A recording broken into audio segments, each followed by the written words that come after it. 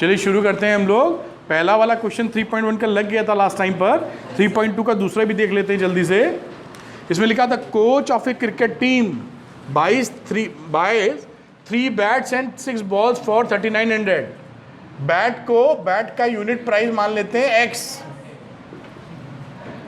कह देते हैं x, और इसी तरह जो बॉल है उसका यूनिट प्राइस मान लेते हैं y, रुपीज़ में है सब।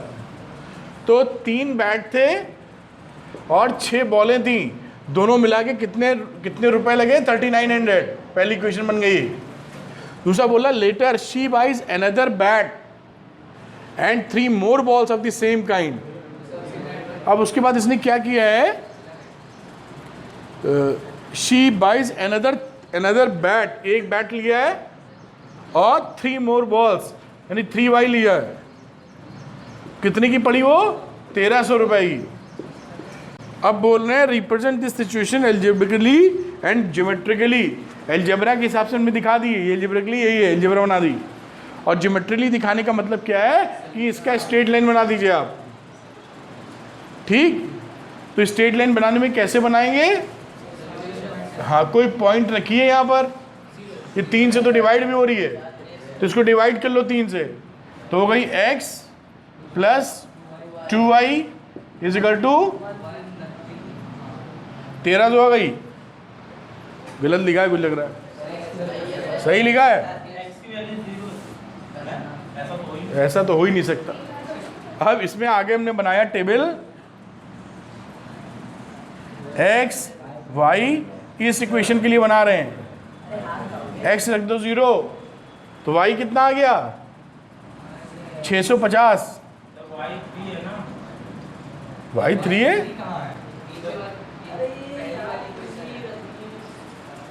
इस इक्वेशन के लिए टेबल बना रहे हैं। अब यहां पर रख दो y 0, तो x कितना आ गया? 1300। और भी कोई पॉइंट निकालना तो निकाल सकते हो ना, 2 तो मिल ही गए हैं। अब हम लोग क्या करते हैं, x और y को 100 में प्लॉट कर लो, या 100 की जगह 500 में कर लेते हैं। तो ये 500, ये 100 करोगे तो 5 करना पड़ेगा। ये 2y, ये 2y,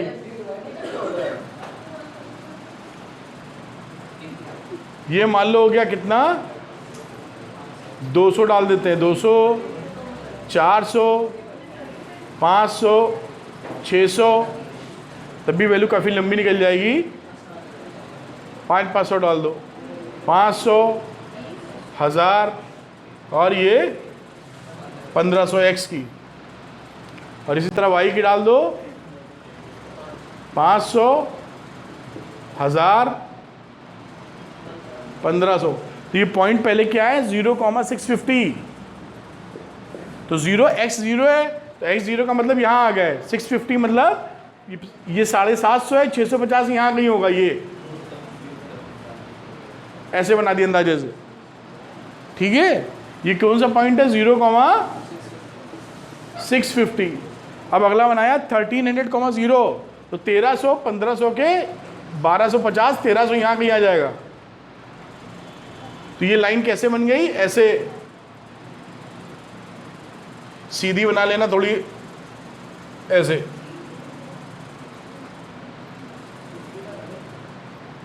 ठीक है, अब दूसरी वाली लाइन, ये वाली जो लाइन है, इसको बनाने का है। इसका बॉक्स बना लो जल्दी से। x y, x की वैल्यू 0 कर दी तो y कितना आ गया? 650। y 0 कर दो तो x कितना आ गया? 1300। तो 0,650 पहला पॉइंट, तो 0,650 यही वाला पॉइंट है। उसके बाद 1300,0, तो ये कौन सा था? 1300,0।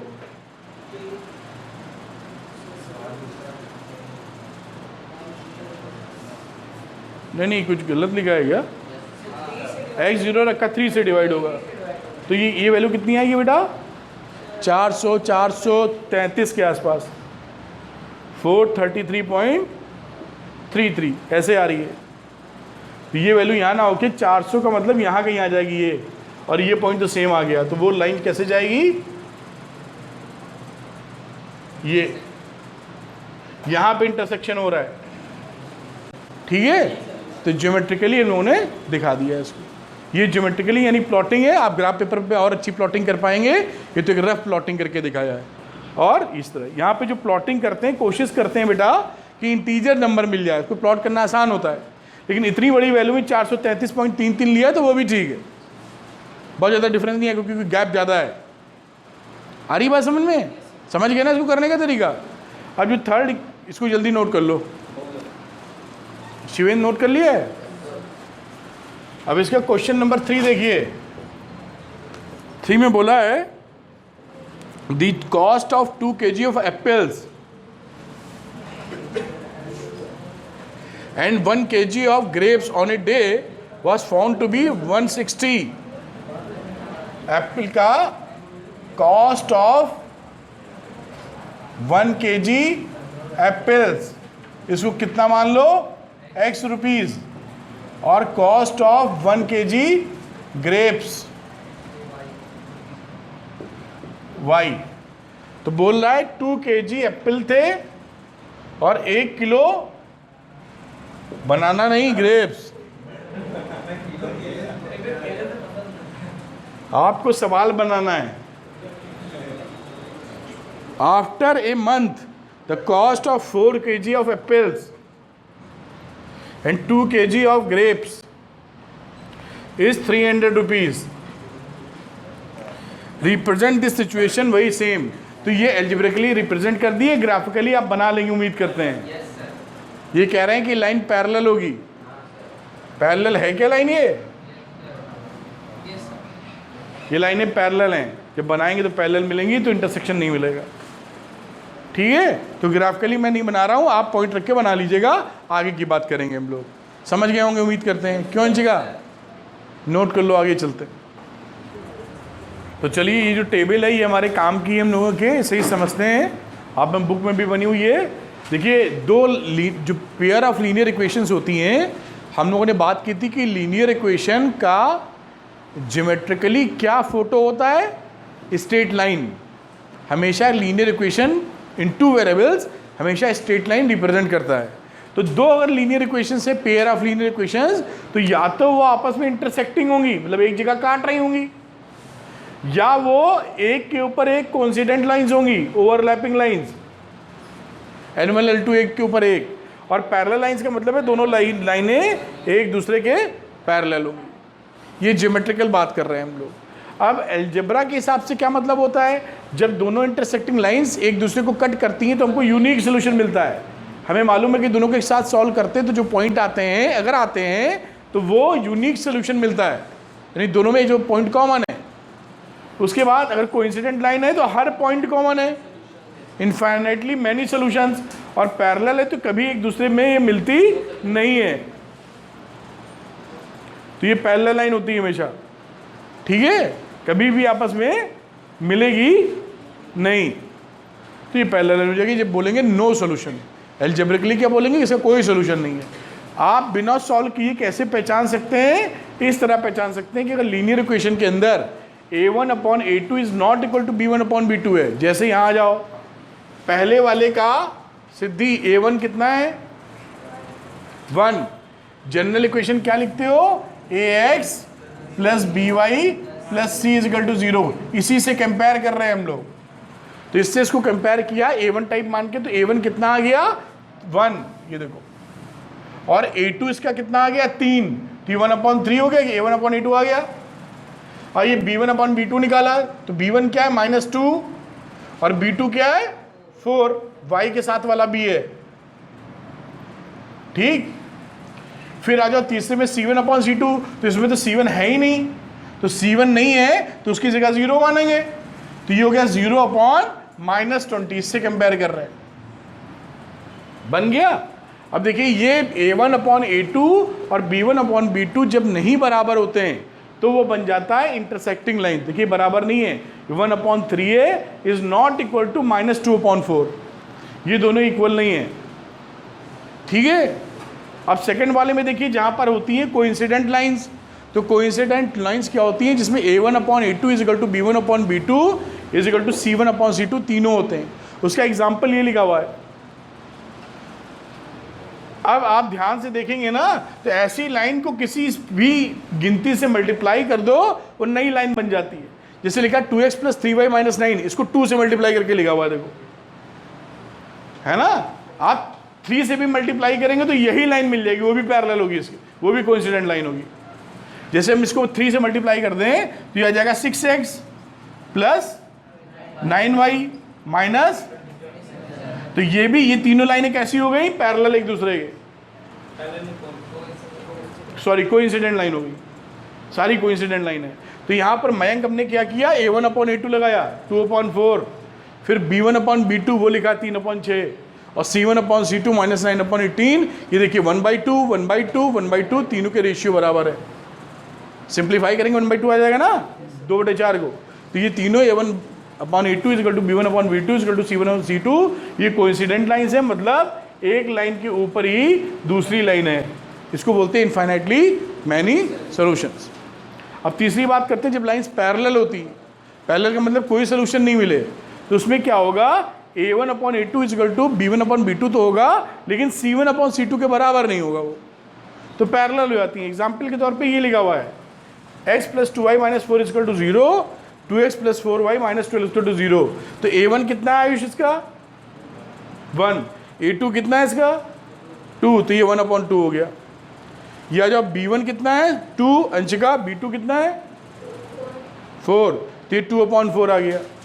ये c1 कितना रजनीश, और c2 तो -4/12, तो देखिए 1/2 2/4 -4/12। ये देखिए a1/a2 = b1/b2, ये 1/2 है, इसको भी कैंसिल करोगे तो 1/2 ही तो आ जाएगा। तो ये और ये बराबर हो गए, लेकिन ये कितना आ जाएगा 1/3, ये बराबर नहीं है इसके। तो ऐसी लाइंस कैसी मिल जाती हैं, पैरेलल, और कभी इसका सोल्यूशन नहीं मिलता। तो हमको अभी के तौर पे इतनी बातें बिल्कुल याद होनी चाहिए, वो एग्जाम्पल तो अपनी बात की बात है, इतनी चीज़ दिमाग में रहनी चाहिए कि रिकव रेशियो पे क्या चीज़ होती है ग्राफिकली, और उसका अलजेब्रा में मतलब क्या होता है। ठीक है, अब इस पर और आगे बढ़ते हैं, सवाल देखते हैं हम लोग। कोई चीज़ पूछना चाहते हैं इस पर सार्थक, कोई पूछना चाहता है कुछ? हाँ जी।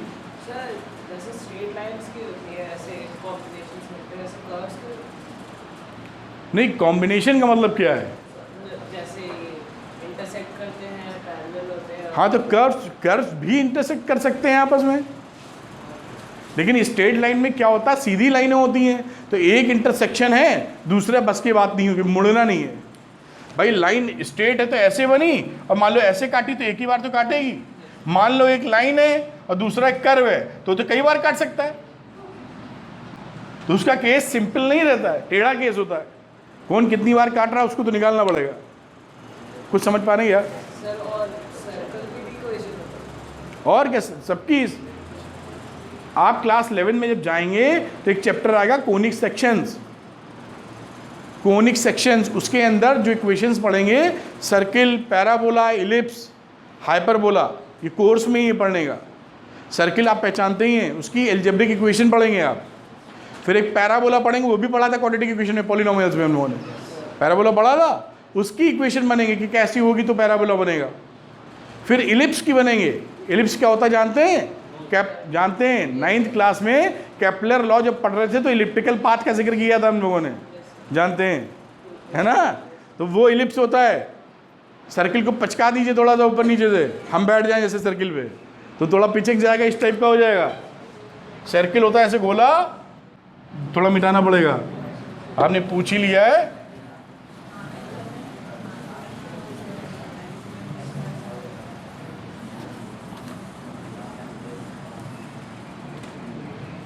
अभी स्ट्रेट लाइन पढ़ा है, अभी तो उसकी इक्वेशन भी नहीं पढ़ी।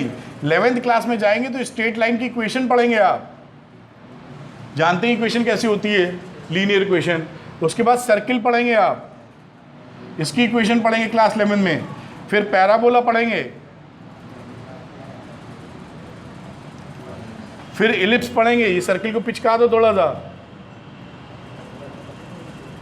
अच्छा नहीं बना लेकिन समझ पा रहे होंगे। और उसके बाद एक और आता है हाइपरबोला, इस टाइप का सह रहता है। ये जो कहानी है ना, ये कोनिक सेक्शंस बोलते हैं इनको। क्यों कोनिक सेक्शन बोलते हैं? क्योंकि हमने कोण पढ़ा है, कोण जानते हैं ना, ये देखो दो कोण है इन्वर्टेड, आइसक्रीम जिसमें खाते हो हैप्पी बर्थडे वाली कैप है ना, तो ये कोण ऐसे इसी से ही काट काट के निकाल सकते हो। कैसे निकालते हो 11 में समझाएंगे, अभी ठीक नहीं है। इसी से काट काट के ऐसे निकाल सकते हैं आप। और पढ़ते क्यों हैं? क्योंकि हमारे जीवन में इसे आजू बाजू दिखते रहते हैं हमको। स्ट्रेट लाइन हमेशा दिखती है, ये रॉड लगी हुई स्ट्रेट लाइन है, पाइप कह लो, हर जगह स्ट्रेट लाइन दिख रही है। कोई बीम डालनी स्ट्रेट लाइन, तो उसी से कैलकुलेशन करना पड़ता है कि कोई बिल्डिंग बना रहे हैं तो ये जो स्ट्रेट लाइन डाल रहे हैं ये कितना लोड ले पाएगी। ऐसा ना डाल दें धड़ाम से गिर जाए 10 साल बाद। ब्रिज बना रहे हैं तो ब्रिज में स्ट्रेट लाइन जा रही है ना, तो इक्वेशन से कैलकुलेशन कितना वजन डालेंगे नहीं डालेंगे, कितने दिनों तक लाइफ है इसकी। उसके बाद सर्किल आता है, तो सर्किल में बहुत जगह देखते हैं हम लोग, मोटर वोटर के पार्ट सर्कुलर होते हैं, बॉल वेयरिंग वगैरह, तो उनका कैसे लाइफ बढ़ा सकते हैं, उसकी एनालिसिस कैसे हो सकती है, तो वहाँ इक्वेशन काम आती है। एक ईंटे को बांध के ऐसे घुमाने लगी, सर्कुलर मोशन होने लगता है रस्सी में। पैराबोला क्वाड्रेटिक में ही देखा था। कभी कभी क्या होती है, जब ये रॉड दबती हैं, जैसे कोई रॉड लिए बीच में कुछ लटका दिया तो पैराबोलिक शेप में टेढ़ी हो जाती हैं। पैराबोलिक मिरर्स आते हैं, पैराबोलिक मिरर भी आते हैं। हाँ, पैराबोलिक मिरर्स आते हैं, पैराबोलिक रिफ्लेक्टर्स आते हैं। रिफ्लेक्टर मतलब कार की हेडलाइट जो होती है उसमें पैराबोलिक रिफ्लेक्टर लगा देते हैं। क्यों लगाते हैं, सबकी जानकारी आने वाले सालों में मिलेगी आपको, अभी बताने से कोई लाभ ज़्यादा नहीं है। इलिप्स, ये इलिप्टिकल पाथ पे सूरज और चंद्रमा घूम रहे हैं, सूरज तो नहीं घूम रहा है, मतलब प्लेनेट सोलर, तो उसकी एनालिसिस कैसे करेंगे, समझ में आनी चाहिए ना हमको। और क्या था, ये पैराबोला वहाँ भी देख सकते हो, जब हम लोग बॉल लेते क्रिकेट खेलते हो, कैचम कैच खेलते हो, एक ने बॉल हवा में उछाली और दूसरा कैच करने के लिए खड़ा है, आईपीएल चल रहा है, तो जो बैट्समैन ने मारा छक्का घुमा के ना, तो बॉल की जो ट्रेजेक्टरी होती है, यानी जो पाथ, वो पैराबोलिक पाथ होता है। तो अगर आपको बम का गोला छोड़ना है पाकिस्तान के किसी दुश्मन के ऊपर, छोड़ना पड़ सकता है ना, कोई हो गया लफड़ा, क्यों सिद्धि, आजकल तो गोलों की बात ही चल रही है, तो गोले मान लो छोड़ने हैं तो वो यहाँ से तो छोड़ा, अब गिरे कहाँ, ये कैसे पता चलेगा, आइडिया है कि नहीं। तोप से दागा, या प्लेन से जा रहे हैं, प्लेन से छोड़ा मिसाइल, तो मिसाइल सीधे नहीं जाता ऐसे, वो ग्रेविटी खींचेगी तो ऐसे गिरेगा, तो मारा तो यहाँ गिर गया कहीं और जाके, तो क्या फायदा होगा, है कि नहीं। तो वो टारगेट पे कैसे सेटिंग है उसकी आइडिया होना चाहिए पैराबोलिक, वो पैराबोलिक पाथ फॉलो करता है। तो इस तरीके से वो जो पायलट्स रहते हैं, जिन्हें सुपर क्या बोलते हैं, फाइटर पायलट्स बोलते हैं, उनको ये सब ट्रेनिंग दी जाती है, वरना तो किसी ड्राइवर को ही चढ़ा दिया, चल लो भाई, तो लिए बड़े भम भम भम, है ना, ऐसे नहीं चलेगा। वहाँ टेक्निकल ट्रेनिंग है, काफ़ी तेज़ तर्रार आदमी चाहिए उसमें, मानसिक तौर पे भी और फिजिकली भी फिट। कुछ पकड़ में आ रही बात क्या, कुछ नहीं आ रही है ना। अच्छा, तो वो बस कहानी सुनो तुम लोग, पैराबोलिक पाथ पे जाके अटैक करने के लिए। अब आके इलिप्स समझ ही गए हो, चक्कर चल रहा है, चक्कर मतलब सोलर वाला चक्कर चल रहा है उधर, और हाइपरबोला भी कई जगह यूज होगा।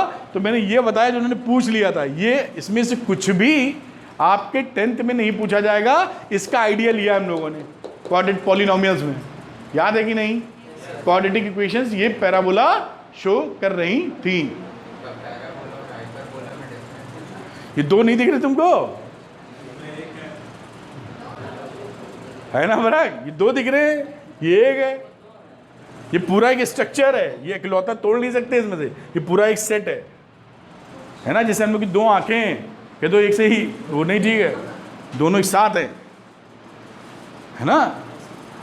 तो ये थोड़ा आइडिया दे दिया, किसने पूछ लिया था हमसे, साथ, समझ गए हो ये। लेकिन 10th में नहीं पूछा जाएगा आपसे, हमने आइडिया दे दिया कि मन में आपके क्वेश्चन उठा है, इंक्विजिटिवनेस, जिज्ञासा, तो जिज्ञासा शांत होनी चाहिए। क्या बोलती है अंशिका गुस्से में दिमाग चढ़ गया इसका। आगे चलते हैं। सिद्धि क्या कुछ करने वाली स्पेशल? अच्छा, कुछ भी आप लोग कुछ स्पेशल करने वाले हो तो बता देना, हम भी देखना चाहते हैं क्या जादू दिखाने वाले हो, जैसे बैठे बैठे कुछ हो जाए आपको, एकदम से कई बच्चों को होता रहता ना यार, चिल्ला उठता हो कोई, कोई कुछ और करने लगता है, कोई खोया ही रहता है, पता नहीं कहाँ हैं, चल रहे मास्टर साहब पढ़ा रहे हैं, चलने दो मास्टर साहब, आप लगे रहो, हम लगे रहते इधर, बहुत अच्छा लग रहा है ना। तो कुछ ऐसा हो तो बताइएगा। राजवर्धन बताओ क्या बात चल रही तुम्हारी, वो भी कहीं लगे हैं।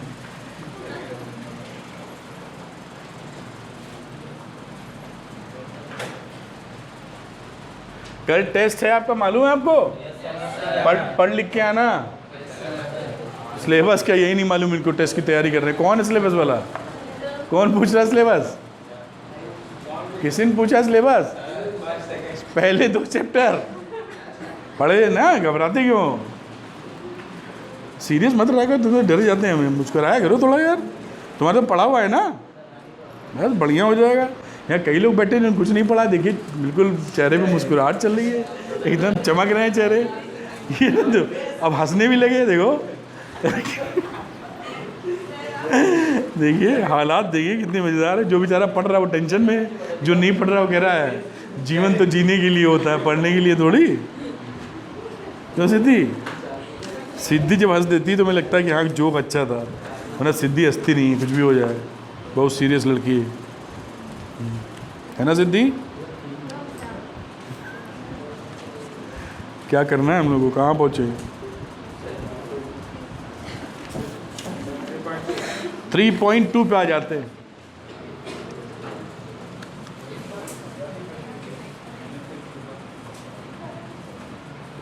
देखिए 3.2 में पहला का क्वेश्चन है, ये तो वैसे ही लग रहा है जैसे किया अभी तक। पहले का पहला पार्ट है 10 students of class 10th took part in mathematics quiz. If the number of girls is 4 more than the number of boys, find the number of boys and girls who took part in the quiz. तो number of boys कितने ले लेते हैं और number of girls. अब जो situation दे रखी है उसके हिसाब से दोनों 10 स्टूडेंट ने पार्टिसिपेट किया था, x + y = 10 हो गया भाई, 10 लोगों ने पार्टिसिपेट किया है। अब आगे कह रहे हैं if the number of girls is 4 more than, number of girls is 4 more than boys, boys से 4 ज़्यादा है, find the number of boys and girls. अब इन दोनों को सॉल्व करके बोल रहा है बता दो कितने कितने बॉयज। हाँ बस उसमें है क्या, y की वैल्यू इसमें डाल दो, तो x + 4 y की जगह रख दिया ये पूरा बराबर 10, तो ये हो गया 2x बराबर +4 = 10, तो 2x बराबर 6, तो x बराबर 3। तो 3 क्या थे? लड़के, और लड़कियां फिर कितनी हो गई? दोनों 6 थे, लड़की हो गई 7। x + y 10 था ना, टोटल 10 थे, 3 लड़के हो गए तो बची लड़कियां, तो 3 लड़कियां हो गई, 7 लड़कियां हो गई, तो ये गर्ल्स हो गई और ये बॉयज़ हो गए। कुछ भी नहीं था, ऐसे ही फालतू सवाल था, है कि नहीं? समझ में आया ना? बहुत आसान था ये, तुम लोग के लायक थोड़ी है, तुम लोग तो पढ़ाकू बच्चे हो ना, कई लोग तो डाउन है बैटरी, सर यही बारी था हमारे लिए फिर पेंसिल वेंसिल की बात है, करना चाहिए क्या सेकंड वाला पार्ट? No sir. चलिए साहब सेकंड करते हैं, कर लेना सेकंड पार्ट, बहुत आसान है ना। Question number 2, on comparing the ratios A1 B1 B2 B1/B2 वगैरह वगैरह, represent the following pairs of linear equation intersected point. मतलब क्या है, इंटरसेक्ट कर रहा है, पैरेलल है या कोइंसिडेंट है, ये बताने का है। तो मैं कुछ लिखता हूँ, जिसका नाम लूँगा वही बताएगा, चिल्लाना नहीं एक साथ, कुछ भी नहीं। सेकंड में आ जाओ, 9x + 3y + 12 = 0 और 18x + 6y + 24।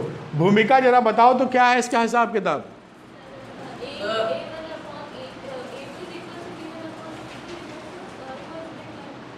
कोइंसिडेंट लाइन सही है क्या? इनका आंसर सही है? सही है। यहाँ A1/A2 निकाला तो वैल्यू आ गई 9/18, 1/2, और B1/B2 निकाला मैं अंक, तो 3/6 जो कि आ गया 1/2। फिर C1/C2 निकाला 12/24, 1/2। ये C1 C2 कहाँ से आ रहा है? इससे कंपेयर कर रहे हैं हम लोग, नहीं यही गायब हो जाए। इससे कंपेयर A9 B1 3 C1 12, इसी तरह A2 B2 तीनों बराबर आ गए। तो जब A1 upon A2 is equal to B1 upon B2 is equal to C1 upon C2 होता है तो क्या मिलती है? Coincident lines. कोइंसिडेंट सॉल्यूशंस नहीं है, इनफाइनाइटली मैनी सॉल्यूशंस हैं, कोइंसिडेंट लाइंस हैं। दोनों बातों में फ़र्क है। कोइंसिडेंट लाइन बोलने का मतलब है आपने ज्योमेट्रिकली इंटरप्रिटेशन दिया है, इनफाइनाइटली मैनी सॉल्यूशंस कहने का मतलब है एल्जेब्रिक हिसाब दिया है। कुछ समझ में आया क्या? अच्छा, अगला करते हैं, इसको नोट कर लो, है तो बहुत आसान। तो सेकंड वाला भी उम्मीद कर लेंगे, सब में यही पता करने का है। तीसरे में आ जाओ। On comparing the ratios A1 upon A2, B1 upon B2, C1 and C2 to find out whether the following pairs of linear equations are consistent or inconsistent. Ayush, consistent होने का मतलब क्या है? नहीं, consistent होने का मतलब क्या है राजनंदी? कंसिस्टेंट होने का मतलब है सर या तो लाइन के पास यूनिक सॉल्यूशन हो या तो कोइंसिडेंट लाइन। ये कंसिस्टेंट में आते हैं और इनकंसिस्टेंट में पैरेलल लाइन आती है। बिल्कुल ठीक कह रहे हैं। वैसे कंसिस्टेंट का मतलब होता है जब सॉल्यूशंस होते हैं तो हम बोलते हैं consistent lines. Line pair of lines कब कब क्या होंगी?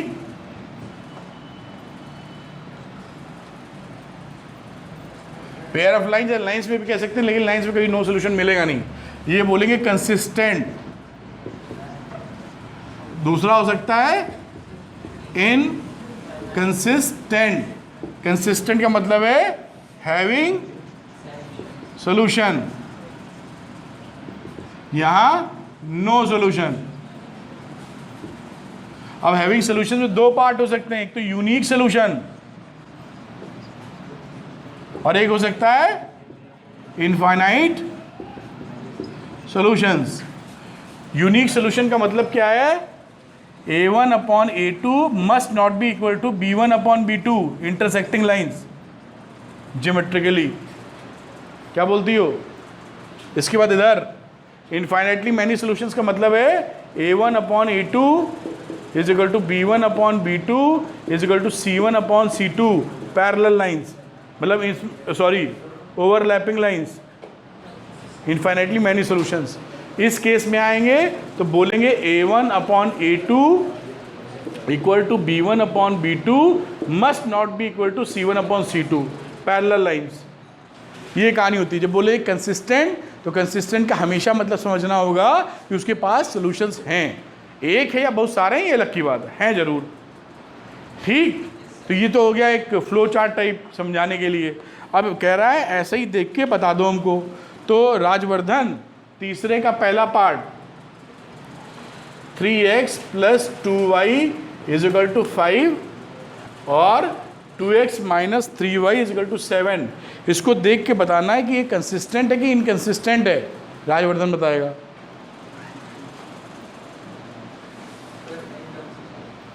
अब हमें चेक करना पड़ेगा A1 अपॉन A2, तो A1 कितना है 3, A2 कितना है 2, B1 upon B2 plus 2 upon minus 3। अब यहीं पे दिख गया ये दोनों बराबर नहीं है, और बराबर नहीं तो यूनिक सोल्यूशन होगा C1 C2 देखने की जरूरत ही नहीं है आपको। गलत लिख दिया कहीं? अरे माइनस ही सही।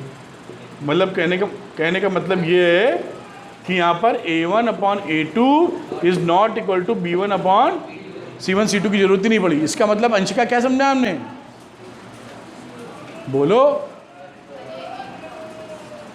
इनकंसिस्टेंट नहीं कंसिस्टेंट है। ये देखो एक सोल्यूशन है,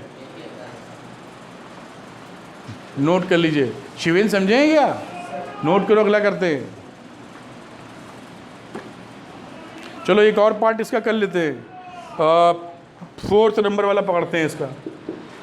तो 4th नंबर वाला मयंक हमारे साथ है। मयंक बेटा तुम्हारी पढ़ाई का चेकिंग है आज, बता दो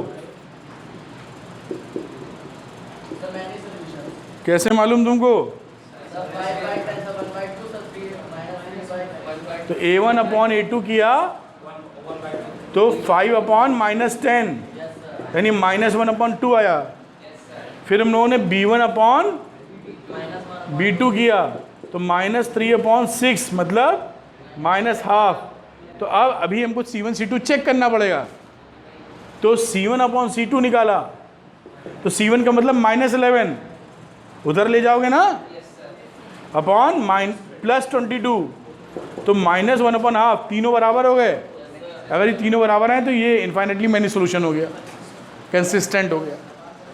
ठीक है, नोट कर लीजिए। कोई डाउट है या? अच्छी बात है, नोट करो, अगला देखते हैं आगे। हैं नोट कर लो। अच्छा रिया ठीक है बेटा?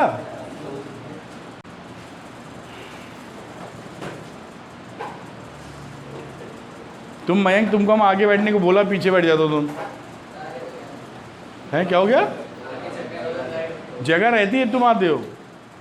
आज सबसे पहले कौन आया था? रजनीश। फिर तुम आए थे उसके बाद शायद। तो जगह कहाँ? चलो वो भी आया था, हम कहाँ मना कर रहे हैं, वो नहीं आया था। नहीं, तुम्हारे लिए आगे की सीट खाली करवा दी जाएगी, चिंता ना करिए, आपको जगह मिलेगी।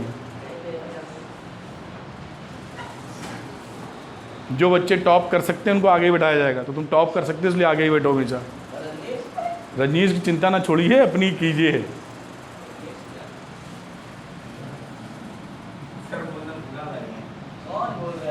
अपन पढ़ाई में अपनी चिंता करो बेटा, वही अच्छी बात है। पढ़ाई में दूसरे की चिंता नहीं करनी चाहिए, दूसरा अपनी चिंता करेगा तभी भला होगा। पढ़ाई में दूसरे की चिंता करेंगे तो हो जाएगा कल्याण। फिर इसका चौथा क्वेश्चन लिखा है 3.2 का, बोल रहा है कि कौन सा सिस्टम कंसिस्टेंट इनकंसिस्टेंट है पता लगाइए और ग्राफिकली उसका सोल्यूशन भी बताइए। तो सपोज करिए चौथे वाले का हम लोग थर्ड पार्ट ले लेते हैं।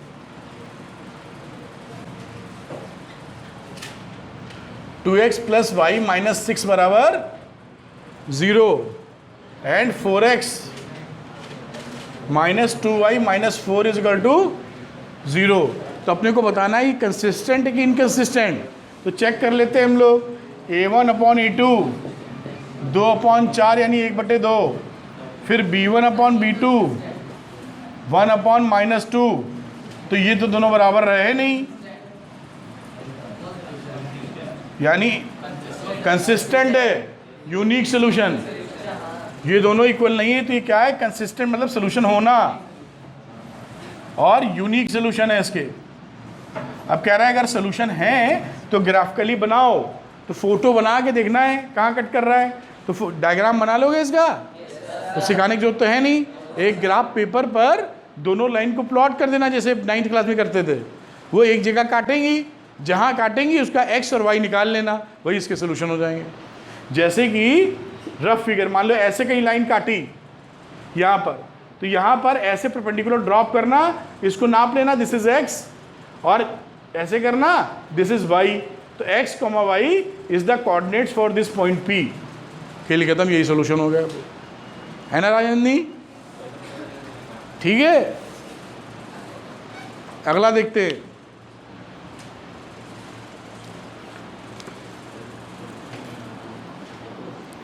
लिखा half the perimeter of A rectangular garden whose length is 4 meter more than its width is 36, find the dimension of the garden। देखिए कितना सरल है।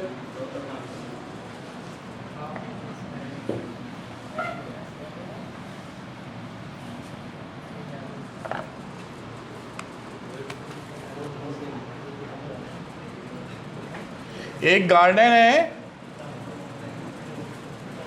जिसकी लेंथ 4 मोर है विड्थ की। अगर विड्थ को हम मान लें b, तो लेंथ कितनी है बेटा?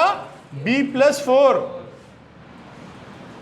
एक्स वाई लेते हो तो एक्स वाई लेके भी कर सकते हो, नहीं कंफ्यूजन ना हो जाए तुमको।